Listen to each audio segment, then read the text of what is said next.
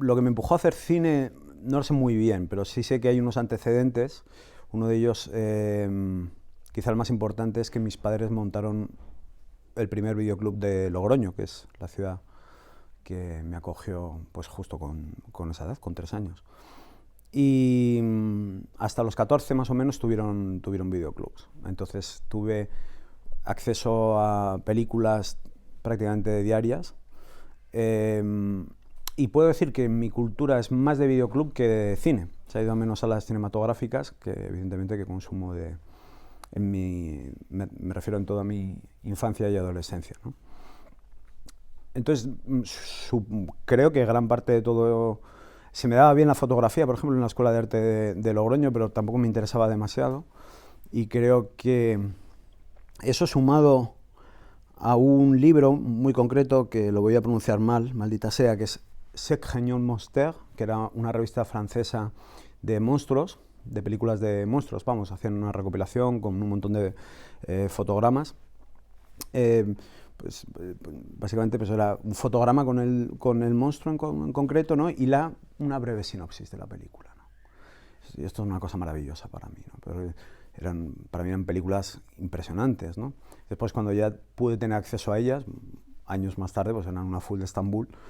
Y, pero, pero ese primer arranque de lectura, o sea, de interacción de texto con fotograma, hacía que corriera una película en la cabeza, que creo que finalmente fue lo que me empujó, por decirlo de alguna manera, a hacer cine.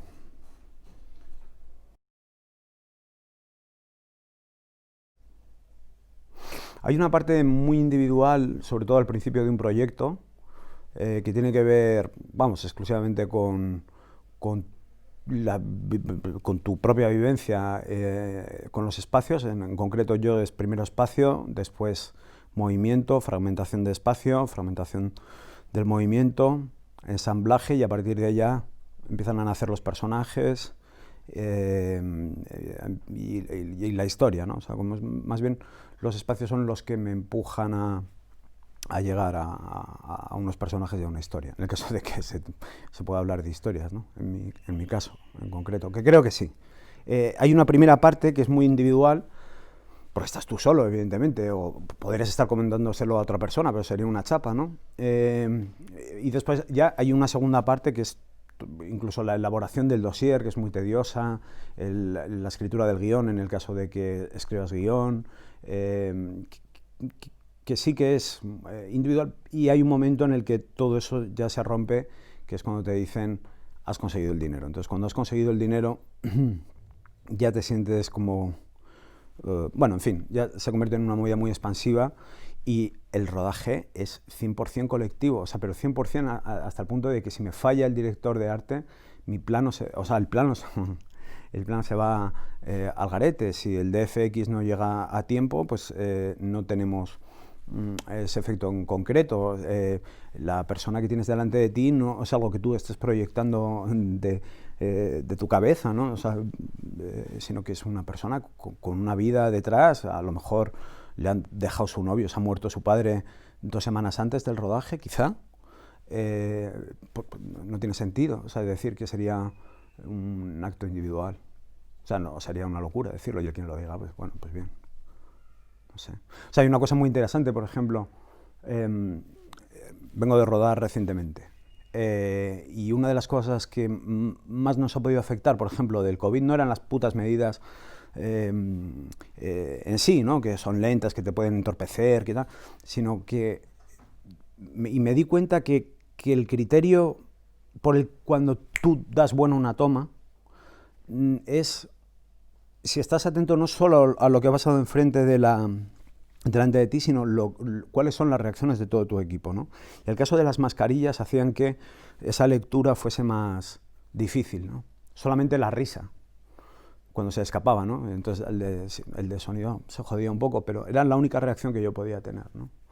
Que yo podía obtener, ¿no? Y finalmente es el director quien tiene que decir, esta es la toma buena, ¿no? De este plano, esta es la buena.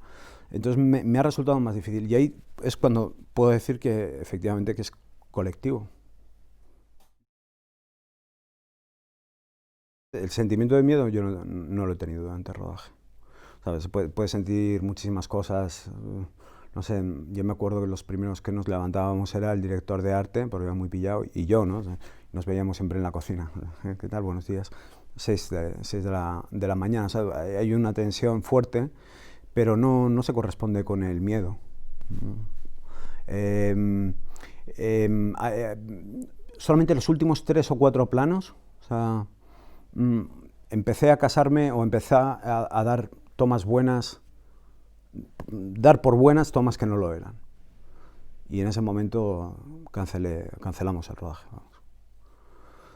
Porque te das cuenta que o sea, ya hay un agotamiento. Le tengo mucho más miedo o sea, a dar por buena una toma que no lo es, pero no es miedo, ¿no? O sea, es sencillamente cuando localizas que estás dando por bueno algo que no lo es, tienes que parar. Cuando nos dicen, habéis conseguido el dinero. Ese es el único momento, vamos, en el que yo disfruto de verdad porque sé que se va a realizar algo, ¿no? Después ya todo es es un... Hombre, hay también momentos buenos como cuando la toma es muy buena, o sea, cuando la toma es muy buena, tío, o sea, y dices, venga, siguiente, ¿no? O sea, pero dices el siguiente, es un momento muy especial, sí, sí. Pero ya te digo que esa felicidad dura, joder, milisegundos, porque después ya estás preparando el siguiente plano, ¿no? Pero algo que sí que es duradero durante incluso días, puede durar 2, 3 días, ¿no? Como algo muy calmado, tenéis el dinero para hacerlo.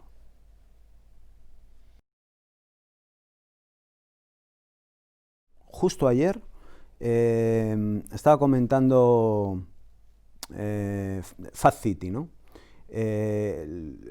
Después de, digamos, de toda la parte introductoria de 1 minuto y medio documental de la ciudad y hacen un zoom bueno, o sea, al edificio donde vive el protagonista, el boxeador o exboxeador, ese plano que dura unos 2 minutos y otros 3 que le siguen. Estoy hablando de Fat City de John Huston. Ese plano, esa presentación de personaje que él hace con 5 posiciones de cámara y te plantea todo el espacio donde vive. Bueno, el espacio, el estilo de vida, las prioridades vitales, y tío, lo único que hace es intentar buscar una jodida cerilla para encenderse el cigarro. ¡Puah! Hubiese dado mi vida por tener el talento suficiente, pero no tengo ese talento. ¡Puah! Sí, esa es la película. Sí. Bueno, la película no sé si toda, pero ese plano se da en mi cabeza por él. Esos son muchos, ¿eh? Son muchos vamos, los directores que me han influido. Pero además te diría, no, bueno, no, yo estoy más influido por la poesía. Cojones, hombre. Haces cine, pues te influye el cine. Entonces, dicho esto, sí, hay varios directores que tampoco son... O sea, ¿qué quiero decir? Que están desgastados sus nombres, ¿no? Robert Bresson me enseñó muchas cosas, pero por ejemplo descubrí hace 3 meses que cae en una cosa que no puede ser. Por ejemplo, y voy a decir, o sea, hasta hace, he dicho 3 meses y fue hace 2 meses, menos de 2 meses. ¿Tú te puedes creer que Bresson hace plano contra plano, plano, contra plano, plano, contra plano, plano? ¿Que no me di cuenta y que lo hace? Eso significa que tiene una política de insertos. Yo pensaba que era perfecto, o sea, la verdad lo di por perfecto, ¿no? Que tenía un sistema que era perfecto. Pero una política de insertos, ¿de verdad?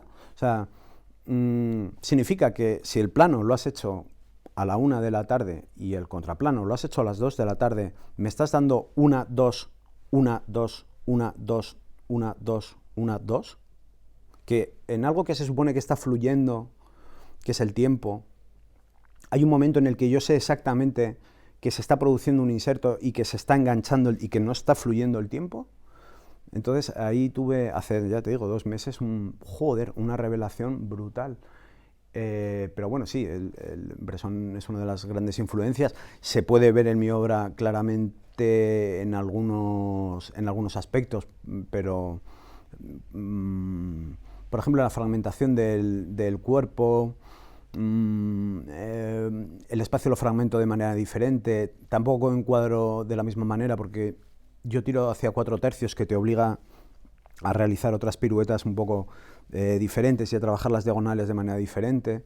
O sea, quiero decir, no todas las influencias, pero también no todas las diferencias. Y sobre todo lo del plano contra plano, te juro por mi madre que hubiese tenido esa conversación con él y no me hubiese pillado.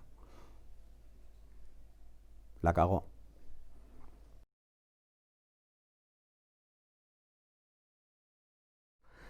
No sé. Mira, te voy a contar que porque es que vengo de rodar hace tan poco que se supone que había un prado rojo. Un prado rojo es bueno, pues un marciano de Marte que está jugando al Simón, ¿no?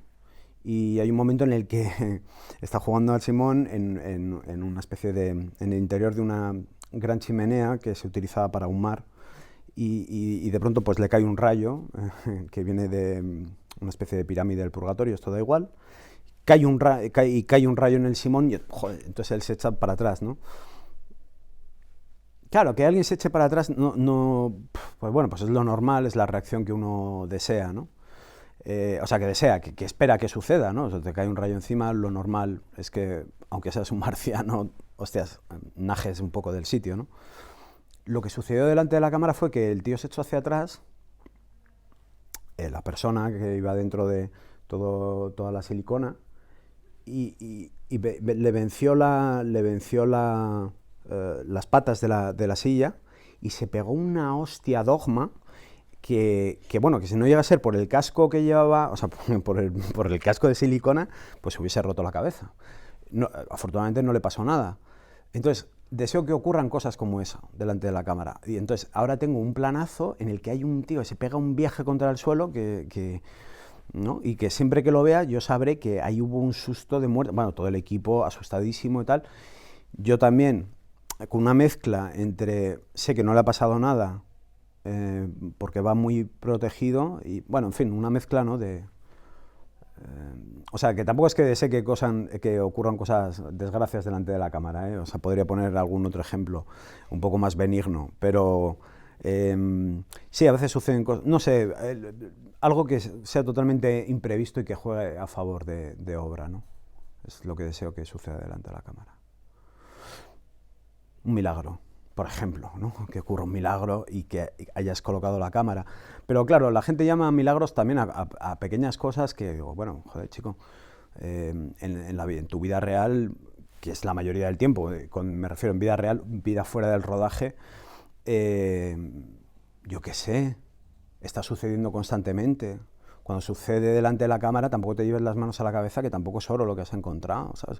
Vive la vida. O sea, si realmente para ti eso te parece un milagro, ábrete a los milagros, ¿no?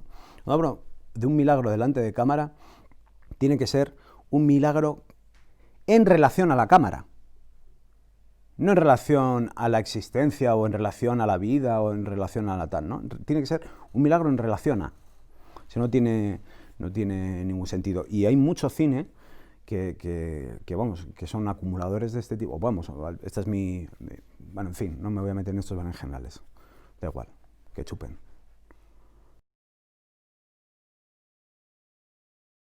Soy un zoquete en todo lo demás.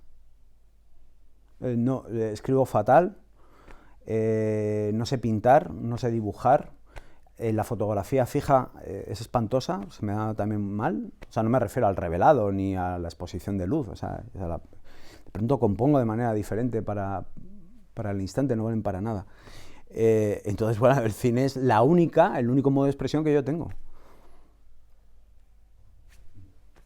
Hay gente que no, que es tan talentosa, joder, que juega con su voz, con su cuerpo, con su, yo qué sé, te coge unas ceras y te hace ahí unas cosas increíbles, saca las acuarelas, el óleo, no sé, gente increíble por ahí, te coge un instrumento, por ejemplo, ¿no? La guitarra, vergonzoso con la guitarra, y estuve estudiando 3 años. O sea, que quiero decir que no es, además, porque no haya tenido acceso a las técnicas, las he tenido y soy un zote. O sea, entonces no... Pues ya está, o sea, esto sé tú, ¿no?